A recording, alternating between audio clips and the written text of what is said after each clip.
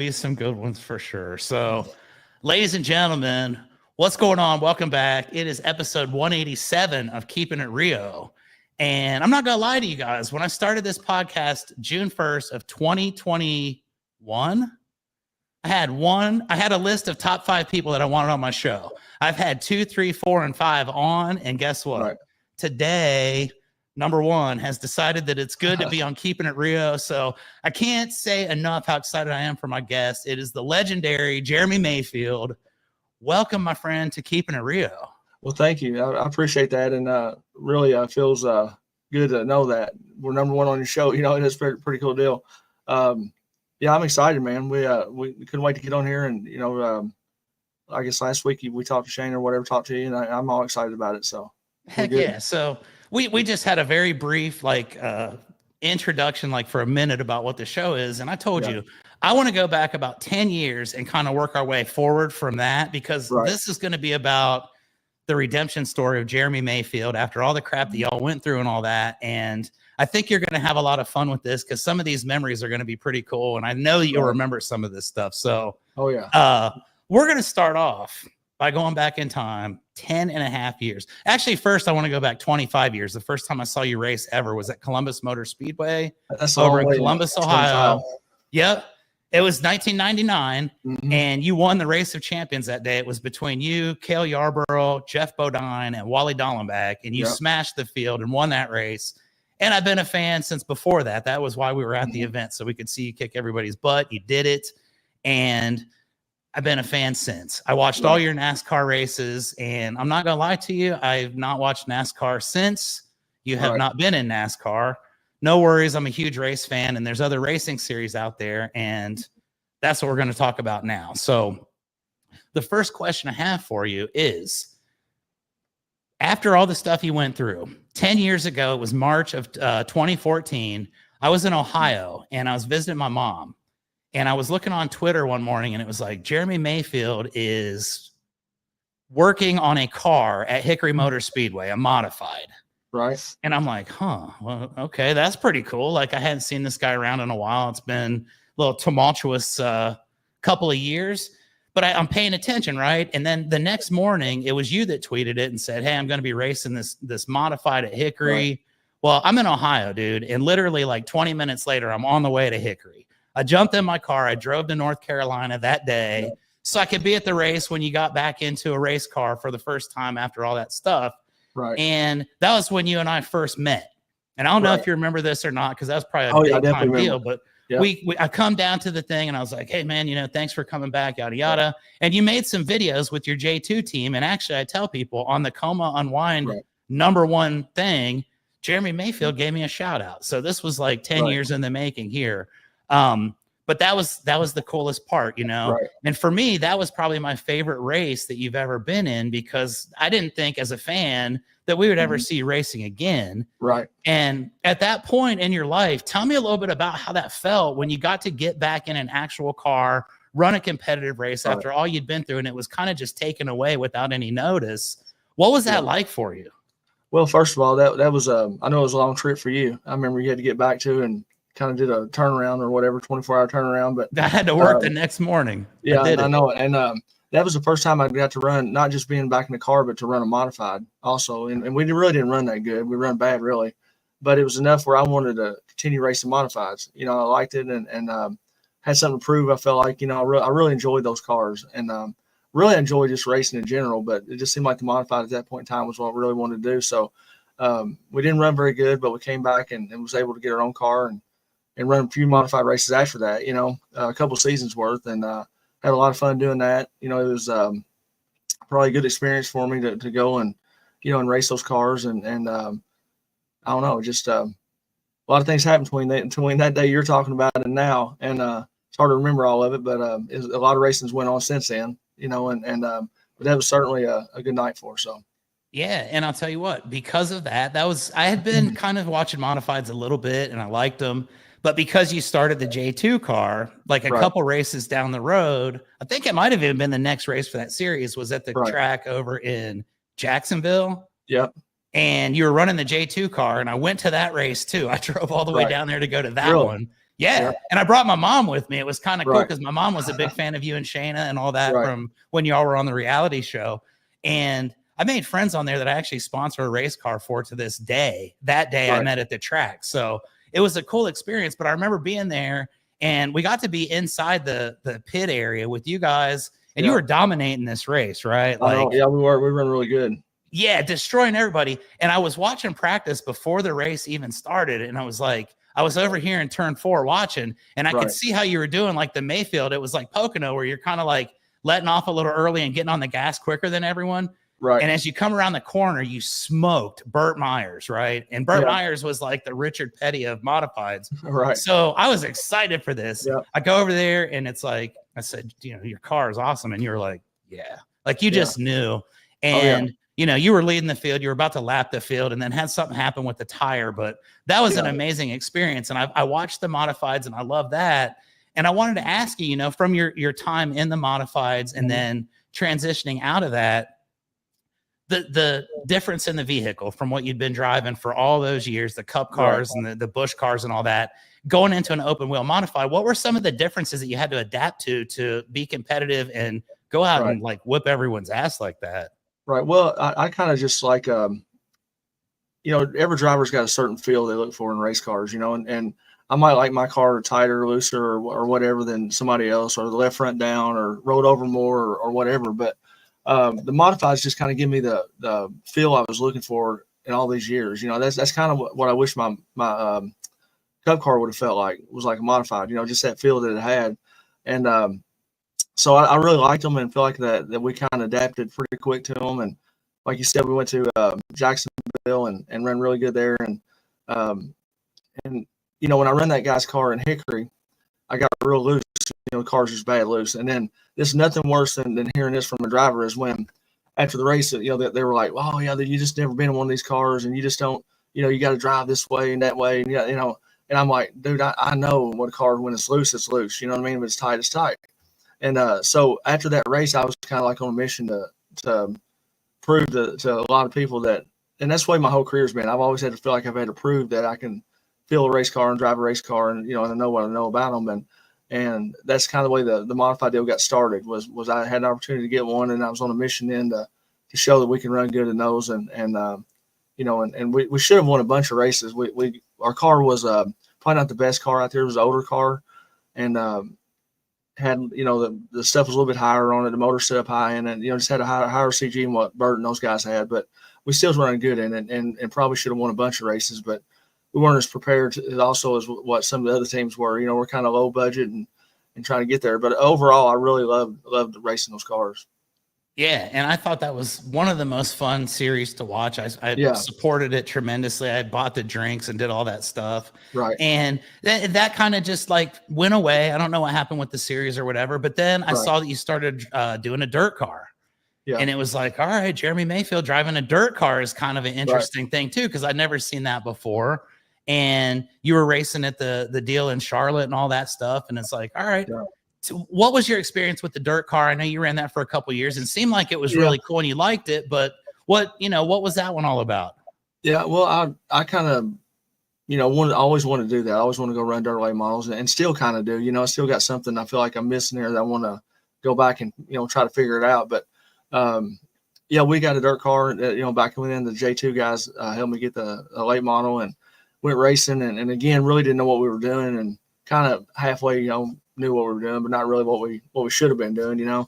So it really wasn't a fair assessment of our dirt racing program at that time. And then got a chance to go drive for Taylor Griffin out of Georgia. He had a 602 crate late model and got to run for him for a couple of years. Yeah, the 49 and had a lot of fun doing that. You know, it was I think we won a race or two or something like that, you know, but really just you know, he and I both were just trying to figure this stuff out and dirt racing is totally different than what the asphalt stuff is. I mean, I know my car and I know how to make stuff happen, you know, on the asphalt stuff, but the dirt stuff's a little bit different. And it took us a while to figure some stuff out, but, you know, we just kind of run a couple of years together and then decided, you know, well, he's going to go do something different. And he did. And they ended up winning a bunch of races the next year and all that stuff. And then I kind of just really didn't do much at that time after that, you know, kind of dabbled in some stuff and run my own car.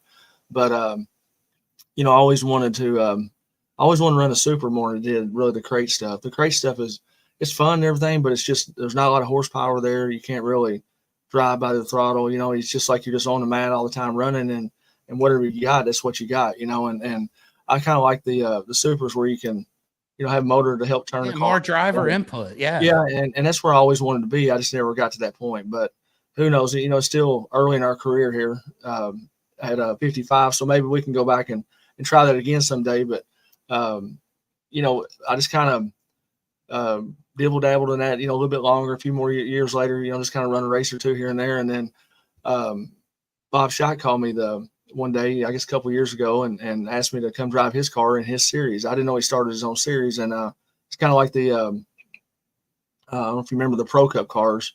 Absolutely, like, almost like a late model, but not really like a late model. It's kind of in between a late model and a Cup car or whatever, or a Busch car or whatever, or Nationwide or Xfinity, whatever the hell it is now.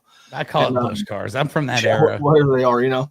And so I went and drove his car and had a blast, man. And then ever since I drove that one race, you know, I think we won that first time we got in it, you know, which I felt like I was back at home, you know, driving those type cars. I felt like, man, I'm right back where I need to be, and been loving it ever since. You know, I've run another, like, you know, like I said, the first year with his car, and then the second year I'd run his car, and then this year we started in our own car. So finally got my car and ended up winning the championship. So. Yeah, and that was the coolest thing for me. I've watched every single race of the series. I love that series. I think that the fields are super competitive. Yeah. And what I like about it is the drivers don't make stupid moves. It's veterans. Right. It's guys that are, you know, adept to what they're doing. And y'all put on the best races, I think. I think Grand National Super Series is the best series in racing right now. And I was happy that you were able to win the championship, because to me, that's like the greatest story of redemption after all that you went through. And after the dirt car, there was a little bit of a period there where it was like, man, you know, is Jeremy going to get another opportunity? Well, what's going on? You know, it wasn't like super busy. And I remember looking at, I don't know what I was looking at, maybe Facebook or something one day. And it was another post where you were like, hey, I'm going to go to Nashville. And I'm a guest of Ray Evernham at SRX. And I want to ask you about that, because obviously with all the stuff that went down and everything in your past with Evernham Motorsports and all, and, you know, how did that come about to where you were able to, you know, kind of resurrect that and mend that relationship as best as possible? And then, you know, what does that look like for you guys today? Are y'all still friends? I would say that, you know, we can talk now, I guess, you know, as far as that goes. And I'm sure if I needed something from Ray, you know, I could call him and talk to him about it. And, you know, he invited us to go to Nashville, Shane and I. So we went and watched the SRX race there, and had really talked to him a lot about driving one of those cars. And I was really wanting to. And then the next year, he just wasn't really involved as like he was the first year for some reason. And then all of a sudden, you know, they've kind of gone away now. So I don't know what could have ever came of that. You know, it'd been cool if I could have run a few races with him, you know, and all that stuff. But he and I just kind of, you know, we've talked and, you know, just briefly, not really about all that junk that went on or whatever, but at least we're talking again, and it's kind of behind us now, and, you know, trying to move forward, and who knows, we might do some stuff in the future, you know, that could come up, and it'd be cool if we did. You know, I think it'd be great for both of us, and, you know, who knows what could happen after that. So. Yeah, that's pretty awesome. And the one thing that I thought that really came from that, though, was when you were at Nashville as well, some of the other drivers, some of the older drivers that you raced with back in the day were there. And the first question I had was, obviously, when what happened to you with your career, it was almost like instantly everybody just kind of like turned their back on you, I would assume, because of the public perception for sure. And I'm sure that there were a few that probably reached out personally, maybe. But, you know, when you got back in the group with the old drivers, your friends, the guys who, you know, they trusted you for all these years, you raced together. And I think every one of them knows that this is bullshit what this dude's dealing with. And that didn't happen. But one guy that I saw that was there was Dale Jr. Or maybe you saw Dale Jr. at a different track, like a small little dirt track or something. Yeah. And I wanted to ask you, okay, so Dale Jr., he's Dale Jr. Everybody in the sport loves this guy. He's the most popular driver, even though he's been retired. And in his next career, he's done a lot for the sport. You know, he bought the Cars Tour with Jeff Burton and Kevin Harvick, does all this stuff. He asked you to be on the Dale Jr. download. Right. And to me, this was monumental because this was really your first chance to have the opportunity to talk candidly about what happened on your side and give your side of the story with someone that the fans actually are going to say, well, wait a minute, you know, we like that guy and he's not, maybe the media propaganda wasn't what it was. Tell me a little bit about the experience with the Dale Jr. download and going on that show and being able to tell that entire story. And then do you feel like that was kind of the way that the public opinion may have turned a little bit for you? Yeah, I really do, because nobody really got to listen to the whole story, and I really haven't told it all yet. You know what I mean? There's still a lot more, and even though, first of all, I got to say I want to thank Dale Jr. for doing that. You know, I really appreciate what he done for me, and I've told him that already. But for him to stick his butt on the line there, and I know he did, because I know how the things works. You know, the whole system works and the process works with them. Mm-hmm. To do that and give me the opportunity to go on his platform and be able to tell our story and answer the questions that he asked me, which none of them were easy. You know, they were all pretty tough questions, and we answered them, you know, just like I've been answering all along. But a lot of people didn't know a lot of that stuff, you know, that happened, and the way it all went down totally, and that the other drivers were worried, you know, like he said, and not to worry about drugs, but just worrying about the test in general, you know, or if you're taking something, what's it going to show up as, you know, and all that stuff. But he really stuck his neck out for me, and you know, I can't thank him enough for that. And you know, we're working on some stuff now that hopefully in the near future, maybe a book or something like that, or maybe a documentary, and you know, a few different things we've been talking about and throwing around, and that I can actually answer, you know, everybody's questions, you know, I mean, all the stuff that went on, because there's so many details and there's so much stuff that went on that's just unbelievable, you know. And we look back, Shane and I did, and we're like, how in the world do we even get through all that? You know, how do you survive that? And we did, and we're happy and stronger than we've ever been, and we want to tell that, you know, and so people really understand, because you know, even in his show, I only pretty much talked about the tips of everything, you know. I mean, there's so much more that I need to say or whatever to pretty much explain, and so everybody gets a clearer picture of what really happened and the way it went down, instead of just you know, seeing bits and pieces of it or whatever. So hopefully one day we'll do that, and I really wish that, and I said this a couple weeks ago in a thing I done, I would really wish that myself and NASCAR, whether it's Jim France or, you know, whoever's running the show there now, is somebody that can make the decision. I wish we could always have sat down, or still could sit down and figure out, you know, what we could do to maybe work this out. And not that I want to, you know, drive again, or, you know, go run the Cup Series, whatever, but to be able to go and get my license back and go to the races, and you know, maybe go to the run you know, lower series, whatever that could be, you know, late models or the local stuff, and just put all this behind us. I think it would help them, it would help me, and it would help the fans all realize that you know, it's water under the bridge now. Let's move forward, and because there's no sense in keep going. You know, every time I got a bad taste from them, they probably got a bad taste from me now, and it's just not good for either one of us. And I'm ready to put it behind me if they're willing to put it behind them. But you know, obviously there'd be a lot of talking and a lot of negotiating somehow to make that work, and or maybe just take a phone call. Maybe I could just call down there and talk to Jim myself, and he and I can talk and maybe figure this thing out and what's best for, you know, for both of us. Yeah, I'd love to see that. Like you said, but, you know, just to be able to go to the races would be cool. I remember when you went to the race at Charlotte, like shortly after that happened, and that was a huge deal, and you know, all that crap. But I think that would be awesome just for closure purposes. To be honest, I didn't watch NASCAR after what happened, so I don't know any of the drivers anymore. I don't know any of the stuff. I saw that the cars are, you know, they get a flat tire and they have to retire to the garage now. So I don't know about all that stuff, but I hope for your sake it does. And I do want to make a pitch. If you do make a documentary, if there is a role for like random fan, I'd like to go ahead and, you know, I'm auditioning for that part right now. That's awesome. I did want to mention your wife, Shayna. You talked about her. Shayna has been with you through this entire thing. And she's one of the nicest people. Like when you're racing on the Grand National Super Series races and they're showing them on Facebook, she's always watching the races with the fans and like commenting about what's going on or telling us what happened with the tires or whatnot. And I think that's the coolest thing. And I always wondered about this, you know, the high stakes world of NASCAR that you were in, the Cup Series. You guys were on a reality TV show. Y'all were like, you know, top dogs. And then this happens to you. And I think in most cases, as the world is nowadays, I think a lot of people expected your wife to leave you, dude.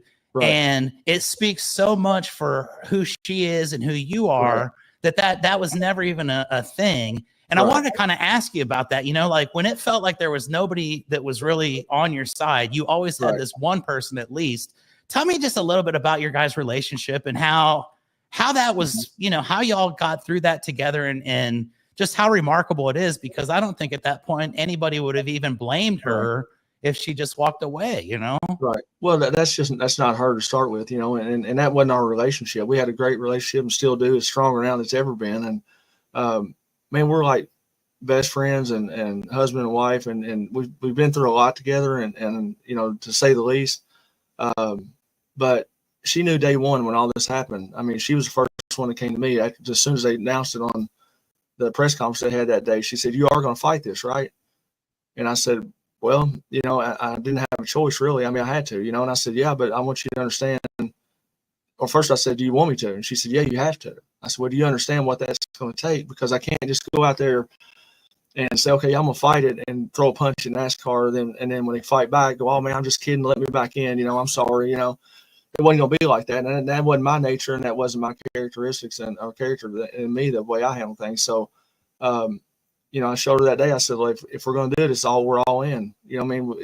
It's going to take, we're either going all in or you can't go at all. You can't fight at all. So we went all in, and she's been behind me 110% the whole way, and just been like I said, great friend, and just, you know, love her to death, and just a great person. Her whole family is.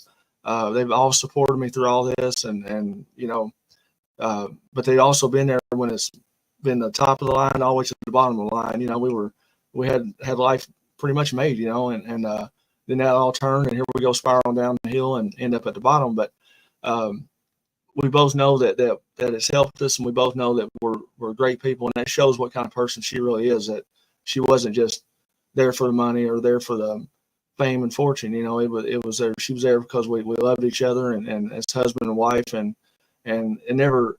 I don't know at one point that I ever. She may tell you different, but I ever even thought, you know, that we wouldn't be together. And you know, when you hear people.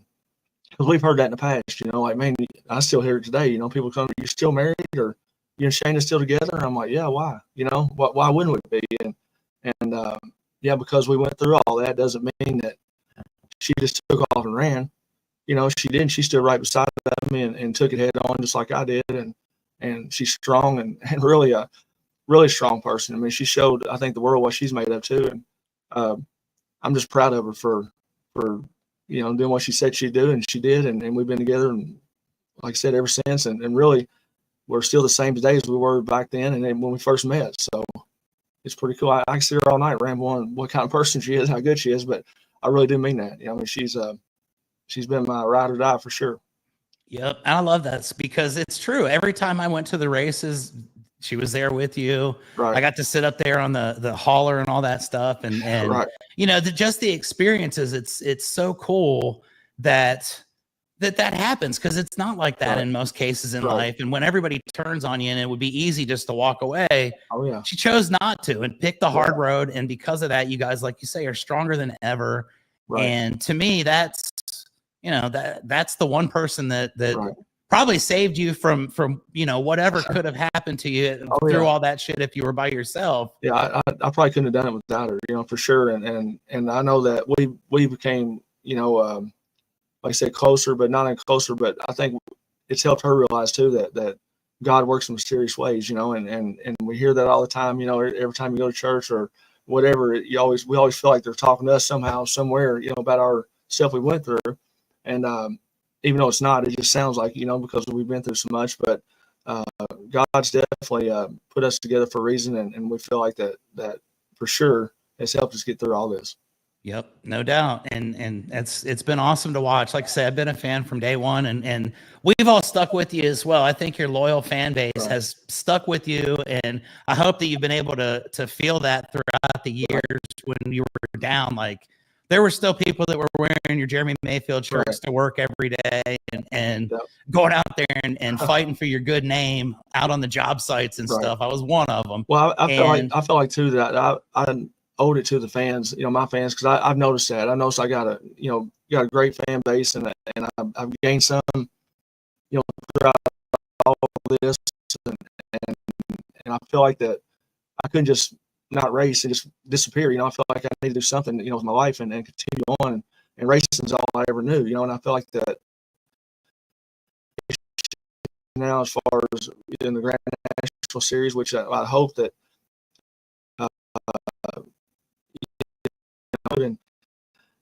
we can say we're champions for doing the same thing, and maybe you can come to a race or two with us next year, and you'll love that, because I mean it's a lot of fun just going to those races, and I have a great, not all the stuff going on, and honest, I know you don't watch every episode of Keeping It Rio as much as I'd love to think. Jeremy has watched all 186 episodes. Well, I might now. There I you might go. start watching I got some pretty good ones, right? Well, Right. 2 weeks ago, I had a guy on here, and we came up with this plan. We're going to buy an ARCA team, and we're going to hire you to be our driver. So we do need this Jim France thing to happen. We have it all figured out that you're going to win Daytona in the ARCA car for us. This dude was a guy that was in ARCA, and he understands, and we're going to hire Venturini Motorsports, and we got it all figured out for you. So don't worry. The fans have definitely got some ideas about how you're going to continue to race to glory and do all that cool stuff. But about the Grand National Series, I was watching this video a couple weeks ago that this guy came out to your home and your shop and all that. And that was one of the best videos I've ever seen. I'm not going to lie. At first, I was like, oh, man, this dude's going to ask all the good questions, and I won't have anything to talk about. But I got stuff to talk about for days. Some of the stuff that you guys had going on in that shop was completely badass, right? And one of the things I have to ask you about, number one, the Mobile One car that you've got, and more specifically, the engine for that Mobile One car. And that engine is sitting there in your shop, and you said clearly that was in your race car recently, and that engine won a race. That's the same one that you did Mr. Earnhardt with? Yeah, that car was it's kind of weird. There's a lot of history behind it. It was actually my first win car too. My first race I won at Pocono, and that's where the motor stuff came from. It's got a lot of different parts on it, but it's got parts from the Earnhardt days to the first win, pretty much. And that's why it's pretty special to me, and it's just a lot of history behind it.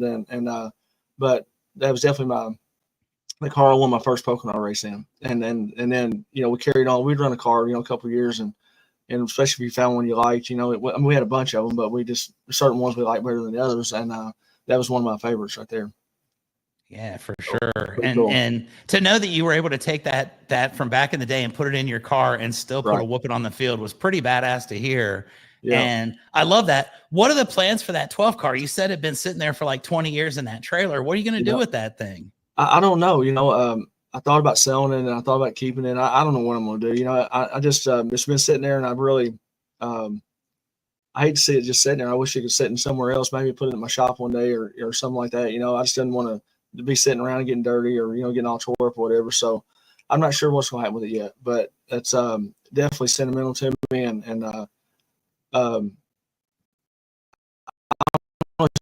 just one of those things when I go out there and look at it, I kind of get not really sad over it, but just brings back a lot of memories. So I just kind of stay away from it pretty much. And probably that's the reason why I haven't put it out in my shop yet, because I hate to go out and look at it every day, just knowing what could have been, Yeah, so, I get that, man. That's for sure.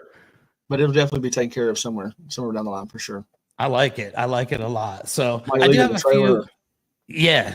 I'll find somewhere to put that. You can put it in the Chuck Allen Museum somewhere if you want to, and I'll take damn good care of it. I got sheet metal from your 19 car at a buddy's house in his man cave in College Station right now, about a mile from the Texas the Texas World Speedway, which I know you ran there at least one time in your career. Oh yeah, I saw the race on. That place was pretty cool, Yeah, it kind of like Michigan and California was to a degree, like a 2-mile super speedway type deal, or. Yeah, it was huge. It seemed like the biggest racetrack I've ever been on in my life. And I know that the tires that we run on there was really pretty hard tires, and there was a lot of sliding around. and stuff like that, and a lot of sand coming off of it, and just I don't know, just kind of crazy running there. But I really like the track. I just wish they could have kept Could have going done with it something. and kept racing it. I can't believe a facility like that and nobody's running on it. I guess it's Oh, it's gone now. gone now. It's a neighborhood now. They Yeah, bulldozed the whole thing and got rid of it, and yeah. really kind of And, sad. and then you look at then you look at Chicago, same way. I guess it's gone. Then I guess California will be gone, and Yeah, along and they're who just kind knows? of disappearing. I saw that Irwindale Yeah, Speedway is going to close at the end of the year, and I know. that's a classic. And it's like Yeah, Myrtle Beach was one that you went to a lot, yeah, and it sucks. I yeah. think that it's a sign of the times, but Right. one of the best memories I have was, like I told you before, 25 years ago at Columbus Motor Speedway. Yeah. But then in this 10 years and moving forward window, you ran a race over there for the late model series a few years back. And that was actually the last time I ever got to go to Columbus Motor Speedway. And I thought that was kind of cool. And I wanted to ask you, in the times that you ran there, do you have any memories of that track? Because that's the one I've been to a bunch of times, and I love that thing. And I actually have a drone picture that I took of it. You can't see it because it's dark, but right there, a giant drone picture right before they tore it down. Yeah, it was a great place. I liked it, and the time that I went there when you were talking about with Kale and all of us, and I forgot who I was there. I think Ernie was with us or something. Ernie Irvin may have been there with us, but what was cool thing about it was the car had a adjustable track bar on it that I could adjust inside the car. And there's nothing better than being able to adjust your race car inside your car. The driver adjusting on it. So I remember going out running and I had a switch on it, and the guy told me, so just flip it up if you want to raise the track bar and push it down if you want to lower it. And hold it a couple seconds is about an inch or something like that. I forgot what he told me. So we're out there running, and I was kind of tight, and I started flipping switches, and I had one on each side of it, and I hit one, and next thing I know, I'm lost. I ain't sure where the track bar is at. I just know it was fast, and but I thought that was pretty cool. That's probably one of the races I'll never forget, just because of that reason. That thing was like, man, it was just fast, and I remember going through the corners and the left side tires not even touching the asphalt. They were I kind of laid them off on the inside of the racetrack, which was like a drop there because where the grass was. Yep. And the left sides just stayed up on there and didn't never even, touched anything. So I thought that was pretty neat. It felt like it had a lot of left side weight and a fast car for sure. Yeah, and that was just a cool place. I liked going there. Yep. And the one thing I remember about that race was Jeff Bodine was driving the Zero car, which was like the local legend, Donnie Hill. Yeah. And in the practice laps, he wrecked it, dude. He put it right into the wall, and they had to go to a backup car. And I remember thinking, oh my God, like that guy just gave a cup driver his car and it just got smashed into the wall. And that thing actually maybe still is hanging up at this bar over in Hilliard, Ohio. But that was such a cool memory. And then the time that you came back and ran that CRA series back maybe like 6-7 years ago, the car wasn't that good. I know you were just kind of there because it was a ride and someone gave you the opportunity, but it meant a lot to me because we got to go there. And that was the first time I met your fans, Brenda and her mom, Cherry. Yeah. And they traveled from wherever they come from. And my mom and her mom were friends and all that. Yeah. And one of my favorite pictures I've got is you giving my mom a hug. And my mom's no longer with us. She would freaking be crying right now if she saw what was going on here. That's pretty awesome. But that's one of the best memories I had in racing. And I really appreciate that because you've always been friendly to the fans. Right. And another time I remember was when we were in Bristol, and it was when they had a blizzard. Mm-hmm.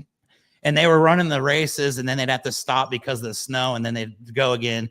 And you were one of the drivers that kind of walked by, and you were just hanging out and kind of talking to some of the fans there. And everybody was just like, Mayfield, he's the coolest guy. The so-and-so, the other dude was kind of a dick. And I won't mention any names, but I know who that guy was. And it was like, you were always the fan-friendly guy, the one that was having fun and just super likable guy. And that's what's drawn us all to sticking with you throughout the years.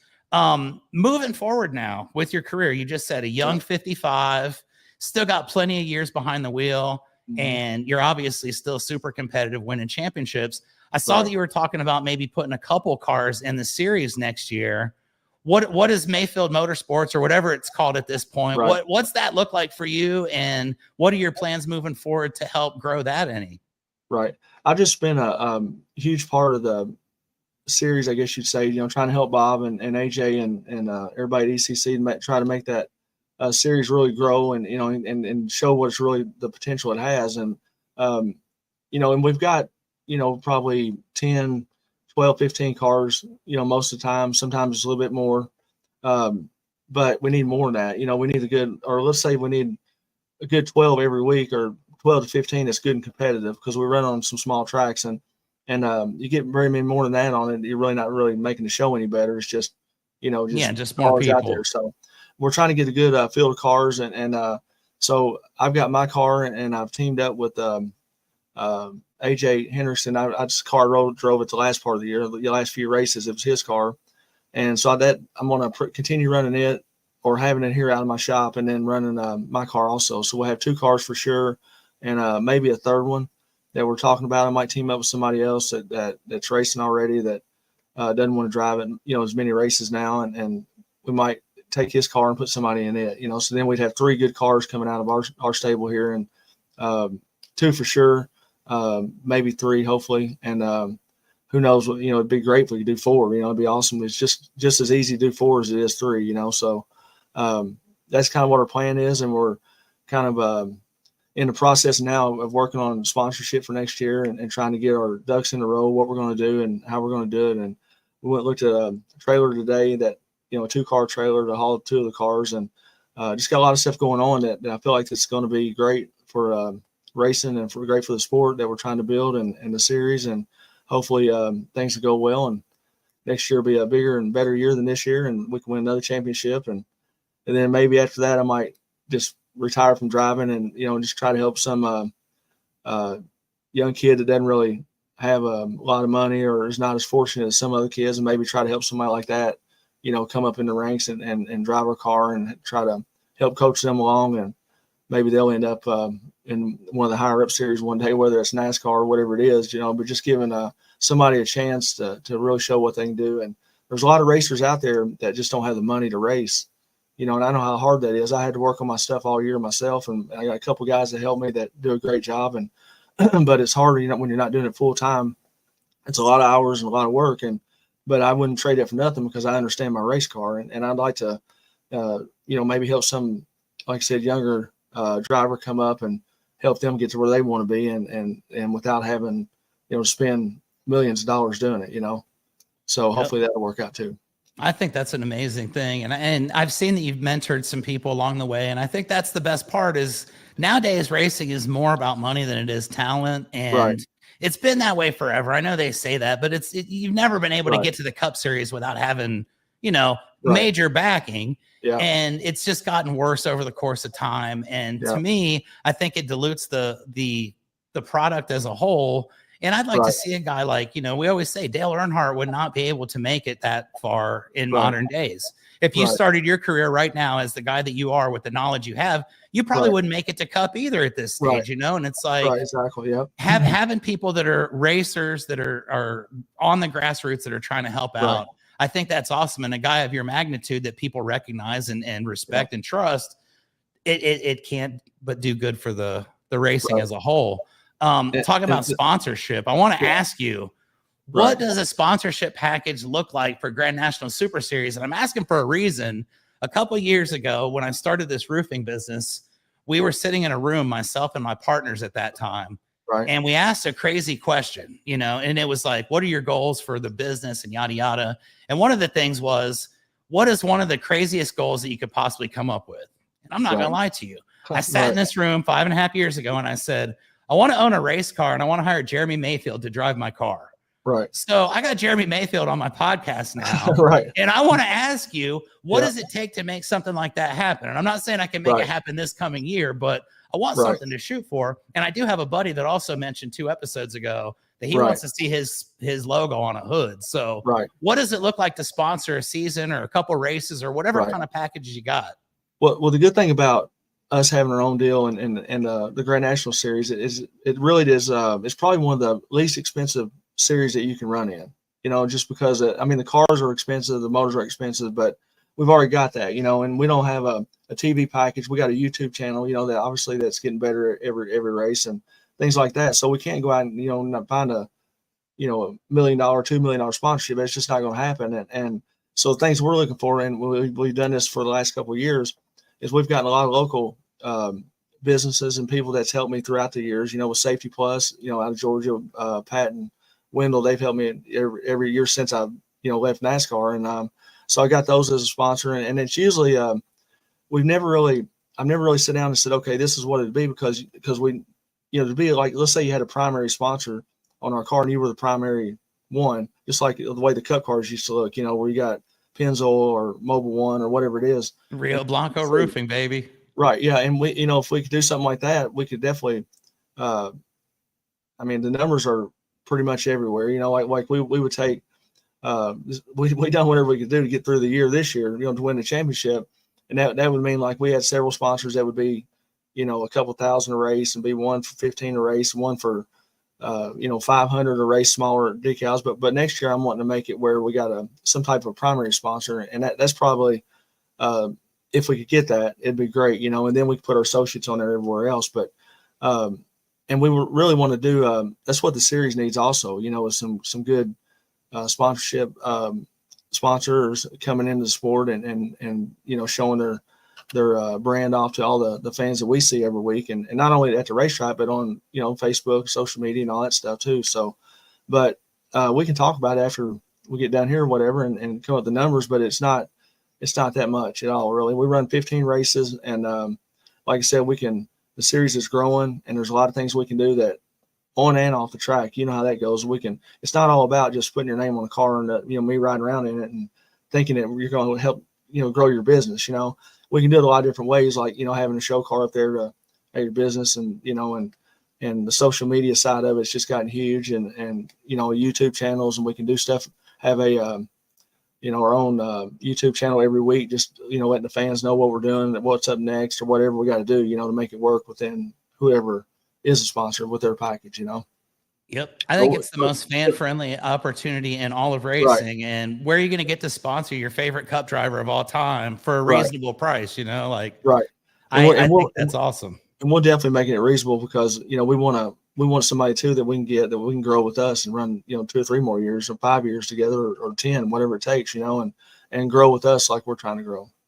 Yep. So. I do want to say one thing real quick. I always forget this until like the end of my podcast, but we're talking sponsors, right? I got to give a shout out real quick to my sponsor, which is roofer.com and roofer. That's ROOFR.com. I don't know if you've heard of this or not, Jeremy. Write that down. Yeah, roofer.com, right? You're gonna want to know this because what Roofer does is it takes you from the very first contact with a potential homeowner who needs a roof on their house all the way through the final bill, collections, everything, and it's all inclusive in their CRM.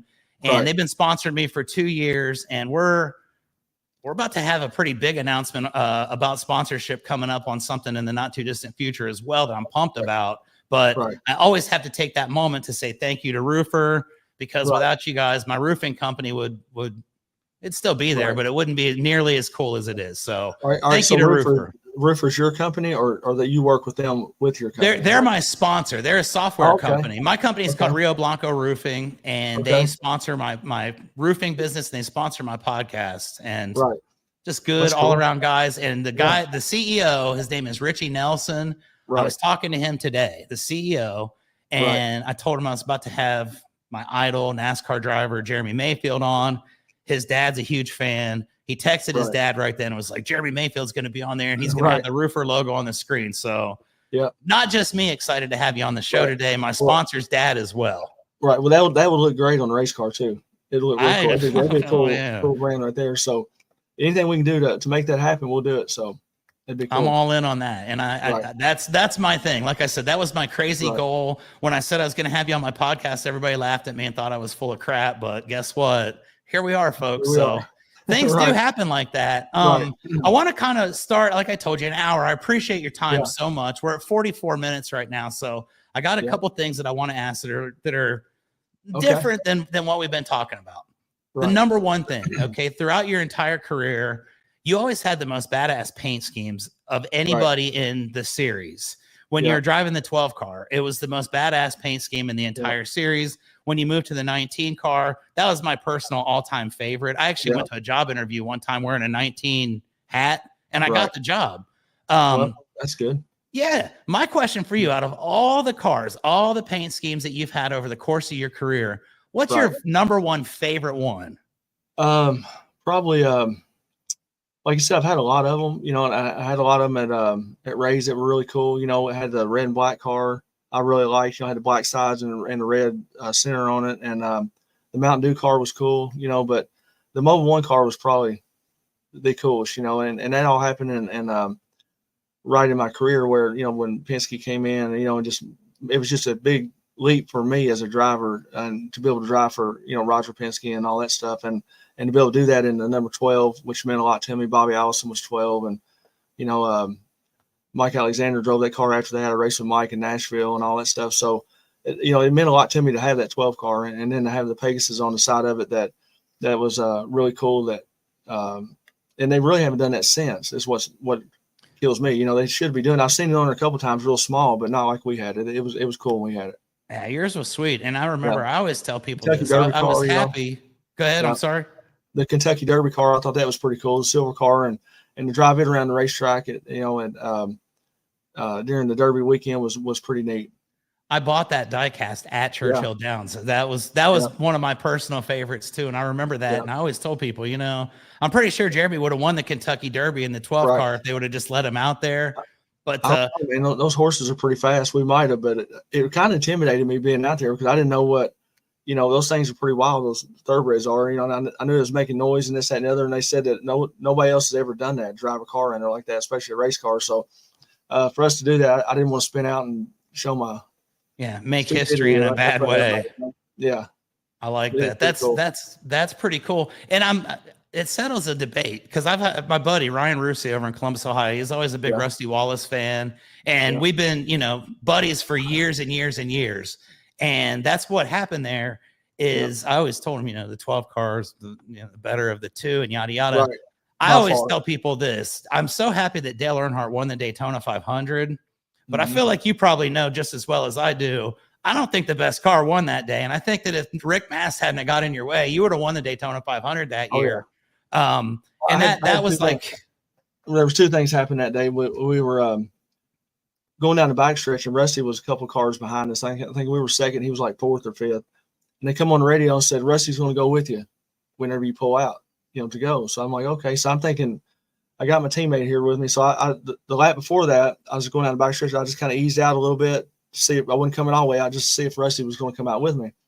And I eased out a little bit, and he come out a little bit. And I said, okay, went back in. And the next lap was when we were going to make our move, down the backstretch. And did the same thing, come off too. And I kind of pulled out, and I seen Rusty trying to pull out. And all of a sudden, I pull all the way out, and he pulls all the way in, and just leaves us kind of hanging there and out to dry, But if Rusty Wallace would have went with me that day, we'd have won the race, I feel like. And then after that point, when he pulled back in, then I was just stuck out there trying to get all I could get. And that's why I ran up on Rick Mast and them guys and ended up third, I think, something like that. It was third. But that's certainly a fun day, to do that with Earnhardt and see him win the 500. It was a great day for that, but I was kind of pissed off on the other side of it, because my teammate over here didn't help me much, but I probably wouldn't help him either. At that point in time, when you're going for the win at Daytona, I get it. But I still, to this day, I tell anybody to listen. The 12 car was the fastest car that day and would have won the race, but sometimes it just happens that way. Yeah. That's another question I had. Of all your wins that you had in NASCAR, you had some of the most historic ones, some of the most badass moments, whether it was that one with Earnhardt where you got him at Pocono, whether it's the one where your back is on fire in California with the Mobil 1 and the commercials that you did and all that. Yeah. What was your favorite of your wins? Which one had the most meaning to you in your Cup career? I don't know. I get asked that question a lot. It's probably, I got to say all of them really. I mean, because every one of them was special, and every one of them, like you said, was hard to get, it was super hard and nothing was given to us. It was always, down the last minute, last lap. But, we ended up winning, but it's still, when you win and then you don't win for a while, your next win was just as good as your first win. And then you don't win for a while and you win the third one, and it's just as good as the first and second one. So, they were all really important to me. They were all big wins and all of them had different meanings. And obviously I'd be lying if I didn't say the Earnhardt deal was probably the number one, for sure. Just because, growing up you're growing up as a kid and you're watching Dale Earnhardt and Darrell Waltrip, Cale Yarborough and Richard Petty and Pearson and, Allison, and it just keeps going on and on. And those were guys I looked up to and that, inspired me to want to race and want to become a race car driver. And then to get to that point where when I got a chance to run Cup, I kind of already knew a lot of the guys anyway because I was working on a Sadler's car in between, so when I got to start driving with them, it was pretty neat because I got to race with Darrell Waltrip. He was from Owensboro where I'm from. And I looked up to every one of them and Dale Earnhardt, obviously everybody looked up to Dale Earnhardt and to race him that day and do what we did and how it all worked out was just, that's a dream come true. Those are the nights you lay there as a kid when you're racing go-karts and you're dreaming about becoming a race car driver. Those go through your mind a lot, the last lap, last corner, and wanting to beat the best, and he certainly was the best. And to do that was pretty neat. I still hear it today all the time, I get a lot of these Earnhardt fans that say, oh man, we pull for you now, that we didn't back then. We were pissed off at you or whatever that day. And I've had guys tell me they busted their TVs and they threw beer bottles out and they busted windows out of their house and this, that, and the other over that race. And that just shows you back then, if you go back and watch that race, how many people were there and how big it was on a Monday was. too. It was a rain-delayed, rain-shortened race on a Monday. It was a different time back then. And to see that kind of passion between not just the drivers but the fans, and I was a little bit too cocky a little bit at that time, and I turned around the front stretch and went right back down in front of them again, and the whole front stretch was covered with beer bottles and everything, and just I don't know that's definitely my favorite for sure and my number one. But they all were great, but it's hard to top that one. Yeah, I agree. I remember where I was at forever. That was June 19th, and it was my mom's birthday. I was driving a roofing shingle truck with my buddy Jeff Miller, and he was an Earnhardt fan. And the beginning of that day, it was like, dude, we're working together today. We're going to listen to the race on MRN or whatever. And I had my Mayfield gear on, and he's like, man, Earnhardt's going to win. Earnhardt's going to win. And all the way up until the last turn, this dude's smiling, like, what's up? And then I never let him forget it. To this day, I never let him forget about that. That was one of the coolest racing memories of all time. And I appreciate the fact that you were there for it, man, because it gave me something to talk about 25 years later. That's what, I said earlier about how God works in mysterious ways, and things like that just don't happen, every day. And that to be able to be in that position at that time of, the last turn, last lap at Pocono and win and beat Dale Earnhardt like that, you just gonna make things like that happen. Things happen for a reason like that. And I feel like that was definitely for a reason. Yep, no doubt. And everything was cool from that point. And the thing that I liked about it the most was that Dale Earnhardt respected you, and you could clearly see that because he come up and give you the little middle finger deal and whatnot and said, I told me he's number one, but he wasn't really that mad. And I wanted to ask you, like, how did that feel to you? Because after you do that to Earnhardt and the fans are throwing beer bottles at you and all that, you got to see this dude again. And he's called the Intimidator. And I never met him personally, but I've heard some stuff. So how did that following week in the garage how'd that go for you? Were you kind of low profile wearing your sunglasses and little fake nose and mustache deal? Yeah. And we were always close in the garage area because, they put you in the garage there as far as where you're at in points. And he and I always seem to be somewhere close together in points. And I forgot where he was at. We might've been across from each other or something.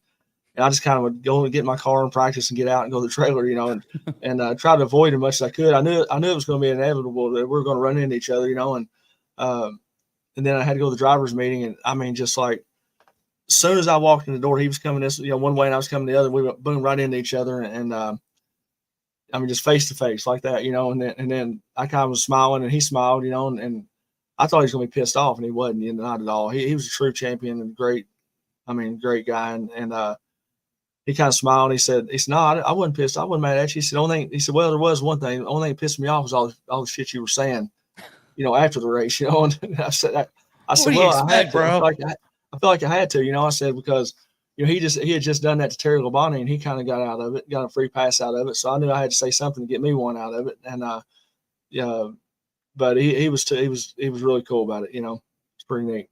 Yeah, one of the iconic moments in NASCAR history where they want it to be or not, Oh yeah, that's what's cool too. Is like it's almost like with all the stuff that went on with us NASCAR, and I hated it. I didn't have any trouble with anybody in NASCAR whatsoever, but one person it seemed like, and maybe two.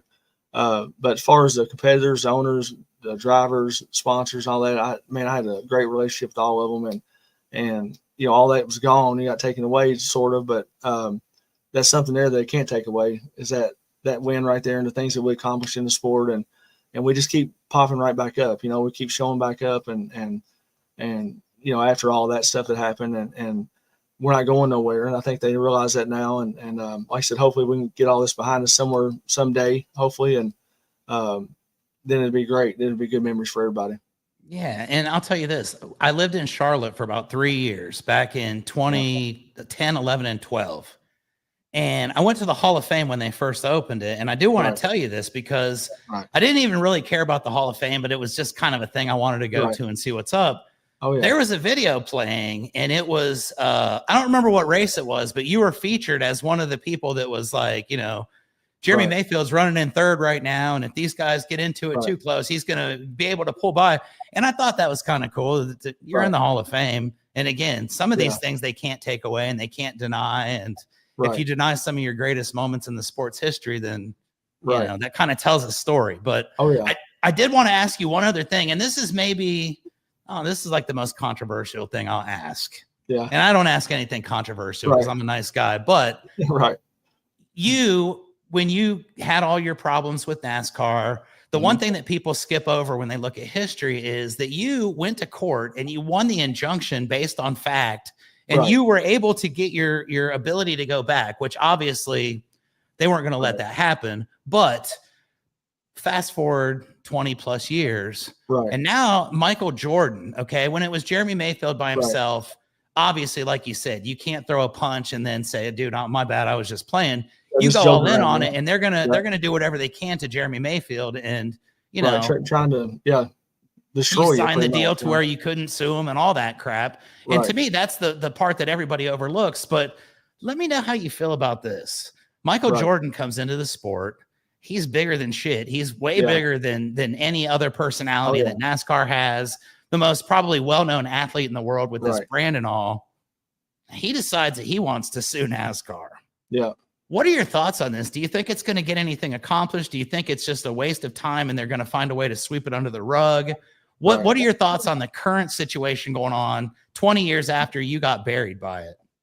Well, first of all, I'm super proud of Denny Hamlin and I'm not, I don't know Denny that well. I'm not saying I'm a fan of his by no means, but for him and Michael Jordan to stand up and do what's right, I think it says a lot, and it's going to make a difference.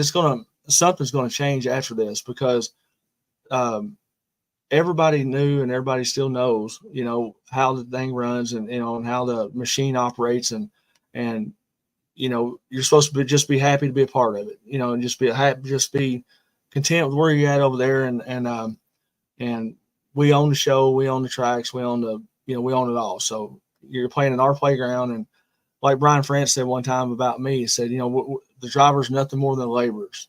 We don't mean anything. We're laborers for NASCAR, and we can come and go as easy as anything else. And he's right. He's true. That's a true statement by him. And it is his sport or their sport, and that's just the way it is. But they bit off more than they could chew this time, I feel like. I didn't have $1 billion. If I did, I'd still be fighting them. You know what I mean? And it'd been a different story. And so I was the easy guy. Just push me to the side. I learned a lot from that. But they're not going to push Michael Jordan aside, and they're not going to try to destroy him. They can't. There's no way. So they're going to have to use a whole different approach than what they've used before, because they've always bullied people around. They've always been. It's still going to be their way or the highway. Well, that ain't going to happen this time. I promise you. And he's not going to go away, and he's not afraid of them, and he's got just as much money as they got, and he'll stand toe to toe with them. And the bad thing about it is, any way that NASCAR reacts to it, any way that whatever they try to do, whatever their strategy is going to be, it's not going to be a good ending. It's not going to be good. Either they need to do the right thing, which they should have already done that, and then it would have been a different story. But if it goes to court and all this stuff comes up, and there's going to be a lot of stuff come out that they're certainly not going to want everybody to know about, what he sued them over. All the facts on that. And when all that stuff starts coming out, it's going to get big. And knowing them that they're going to be like they've always been, that nobody's going to tell them what to do. They own the show, and it's going to be their way or the highway. And that's the way it'll go. And that's the way it'll start, I'm sure. But they always win their cases and their lawsuits. They always win them, all the time. This time here, I'm not sure they're going to win this one. And I'll tell you what I'm disappointed with is if all the other teams would have done what's right. For once, just have some balls and stand up and do what's right for all the race teams. Every team out there knows that what they've done and how that charter system works and how the money's been paid out. They know it's not right. That's why they were negotiating. And they know it's not right, but NASCAR having them a contract and giving them a few hours to sign it, or else you're done. That's it. It sounds like your story from, you got 30 minutes to get to the drug test place or else. Right, exactly. So, and that's why they've done. That's why they do things. So, if the other teams would have stood up and stood with Michael Jordan and Denny Hamlin, who obviously feel like they're doing what's right, then the whole sport would have changed, and it'd been a whole new revolution of the way that things are done around there, and it needs to be, because it's gotten where the changes and things that it seems like that they do is not right. Whether it's changes on the cars, whether it's the way they officiate races, the way the fans are in the stands, it's everything they change. Nothing ever seems to be right. It never seems to work. If it is, if somebody could tell me 5 things that's worked over the last 25 years that it's been better for the sport, I'd like to know, because I really honestly don't know what that would be. And I know there's 100 thousands of things that they've done that's not right, and it didn't work out, and it didn't save the team's money. They didn't do this and didn't do that all the time. And the racing's not any better today than it was 25 years ago. Oh, if anything's gone way the other worse. way. Yeah. All they've got now is they got a show that's not a show, pretty much, and they've got a bunch of I think all the drivers are great drivers out there to run, but nobody really knows them. Really, nobody understands them because they can't be themselves. They can't come on a podcast and tell you exactly the way they feel, and tell you the truth, because they know what'll happen. Yep. And what'll happen is when they go to the next race, they'll be riding along there, and then all of a sudden you get caught for speeding off pit road, or get caught speeding in, knowing you're not speeding, but what are you going to do about it? It just screwed your whole day up, and now your sponsors are pissed, and everybody on your team's pissed at you. So, backing up a little bit, they should have all stood together and let NASCAR say, okay, y'all sign us by midnight, and then nobody signs them. What are they going to do? What could they possibly do? Are they going to have a race the next weekend? And what happens if nobody shows up? All right, now what you got? What's your show look like then? And that's what I'm really disappointed that nobody done that besides the 2 teams that did. I'm proud of them. But you would think that as long as, like I heard Richard Childress say, I got a bunch of, 400 employees, I got to make sure that they get fed and that's, that, and other. That's not making sure they're getting fed. What you're doing is cutting them out of getting fed. You know what I mean? That's the way I see it, because NASCAR's cutting you out of money, Richard, and y'all are going to give in to them and just, here you go, NASCAR, here, put my handcuffs back on me, and I won't say nothing. I'll just go in there and do what you say, and thank you for the charters that are not worth as much as they need to be, and this, that, and the other. And I'm rambling on about it, and I'm telling you like it is, and I'm telling you the truth, they should have stood together, and I guarantee you NASCAR would have had to do something when they ain't got a full field of cars or don't have anybody there. Now what are they going to do? How about your TV money then? What's that going to look like? You know what I mean? You got 3 races that nobody showed up at. No, not a team won. Well, I guess you could start over and just put a bunch of go get a bunch of guys like me out there. Go to the cars tour and get down on our juniors cars. The cars tour maybe they'll run.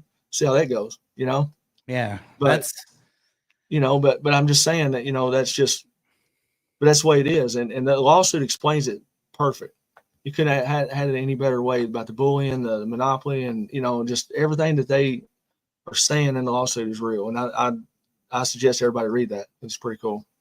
Yeah, there you go. And that's coming from the man himself who's lived it and been through the bullshit and has experienced it firsthand. So you're not going to get a more expert opinion than what we've just gotten. Right. And one thing about it, that every time I would say something in the media when all that was going on, they'd always come right back and try to knock me down. Well, he's not credible. Well, he's lying. He's crazy. He's conspiracy this, conspiracy that, all this bunch of bull crap going on. But looking back, can any of them name one thing that I said that didn't come true? I'm not going to sit on here and tell you anything on this podcast that I don't believe 110% that it's true. You know what I mean? Or I'm not going to say it, so what I've said is on the record, and it can be on the record, and that's what they would do. They would try to destroy me before like that. And I could never get my word out, and I don't have to live by their rules anymore. I do what I want to do and say what I want to say. And that's, really that's what I think it's called America for, you know. That's You know, it. it's And freedom you're a of speech championship winning driver now. And the dude that had a vendetta against you was, passed out at a traffic light somewhere in North Right. Carolina and got booted by his own family. And that was another thing about Dale Jr. Yeah. I think Dale Jr. did the world a huge service by having the other dude on his podcast like a week later. And when you could see the difference between A versus B, it was like, yeah, bro, I think somebody has been abusing narcotics, but I don't think it's the guy y'all thought it was. Well, that's what really pissed me off worse than anything is I'm sitting out here, my wife and I sitting on the island by ourselves, you know what I mean, back then. And we're sitting on an island by ourselves because of all this, because one man's saying, well, we got to put a drug policy in place that's got random testing and blah, blah, blah, blah, blah, blah, blah. But he didn't tell everybody during all that there was no list for us on banned substances for the Cup drivers only. I know why, just as well as he knows why. But you got this strong policy that doesn't even have a banned substance. There was nothing even on a sheet of paper that said you can't take this. You can't take Adderall. You can't take Claritin D. You can't take this. Can't take that. You know, these are all banned substances.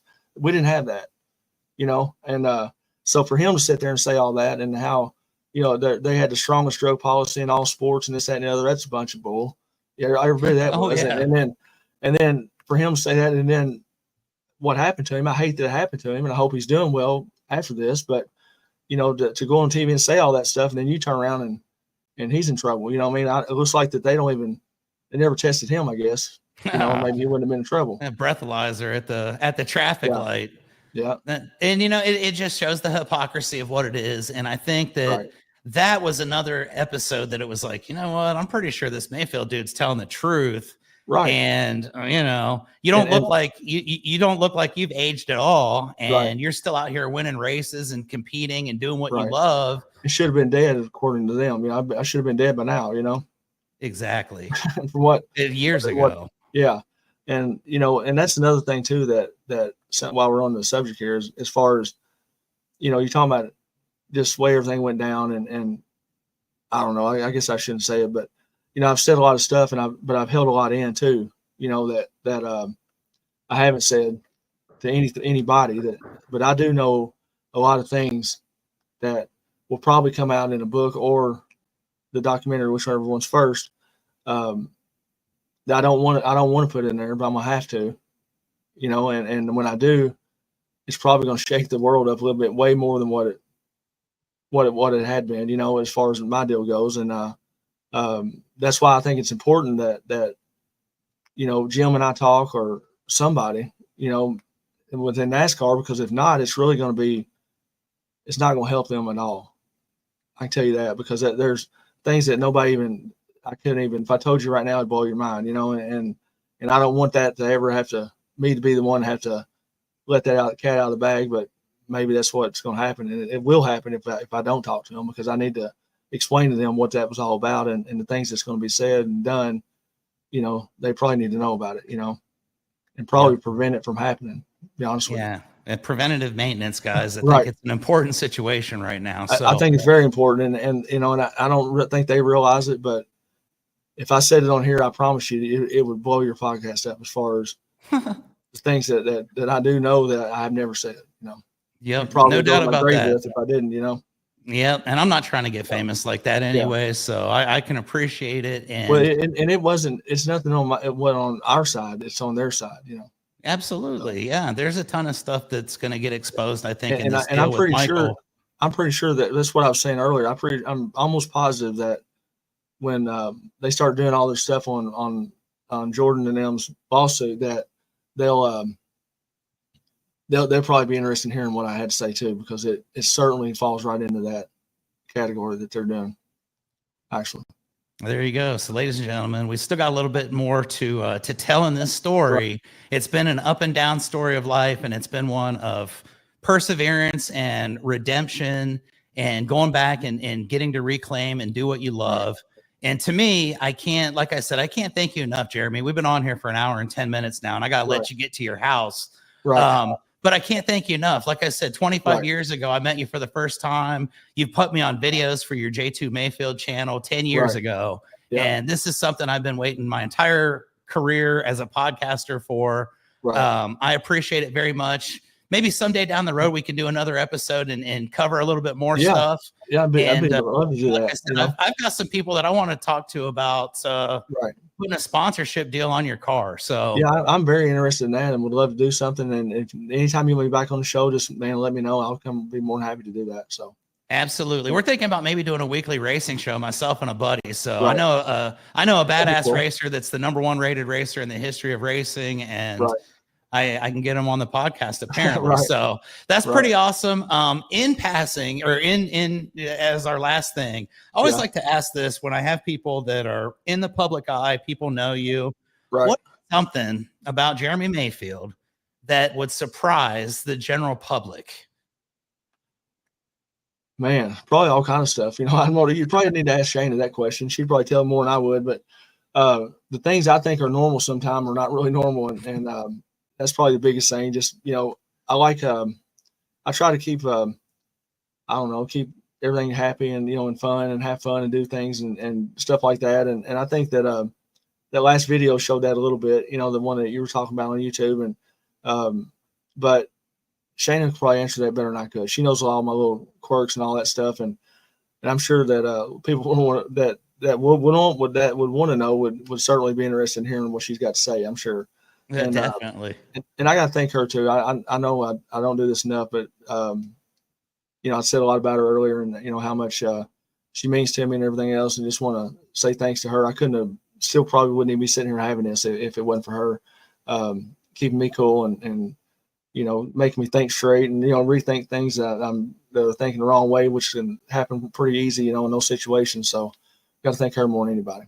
Yep, absolutely. We love the Mayfields. And the last question I have, okay, this is pertinent to Shayna and all that. Right. I remember years ago, you had borrowed her car on the 360 show, Right. and you were teaching Casey Kane how to drive at Martinsville. Right. Y'all came back, and Shayna was driving her car and noticed there was something wrong with it. Did you guys ever figure out what happened in that car or who did that? No, I don't know. It was some rubber or something got on the tires, or I don't know. I think the tires got hot and the extra rubber off the racetrack got on them. And going home that day, I could hear it. It was making this bump, bump, bump, bump, bump sound. It wasn't bad, but it was enough for you to feel it in the steering wheel and everything. So I thought, well, maybe it'll get better. On the way home, I was scrubbing the tires off and everything. In between stoplights and everything else. And it was on that show, obviously, and that was all true deal. We get in the car and she's driving down the road and she's like, "What's wrong with my car?" I'm like, I knew what was wrong with it. I knew it. I'd already heard it. I remember you looking at the camera and kind of smiling. I thought that was one of the funniest moments of that whole show. They had kind of filmed me and Casey in there doing that, and so to be able to tell her, I wasn't going to tell her what was wrong with it. I was like, I'm not sure what what it is here, but then she watched the video and she found out real quick what it was. But we have that's kind of stuff we do all the time. We have a lot of fun with each other like that, and playing jokes and messing around, and that's back in the good old days there for sure.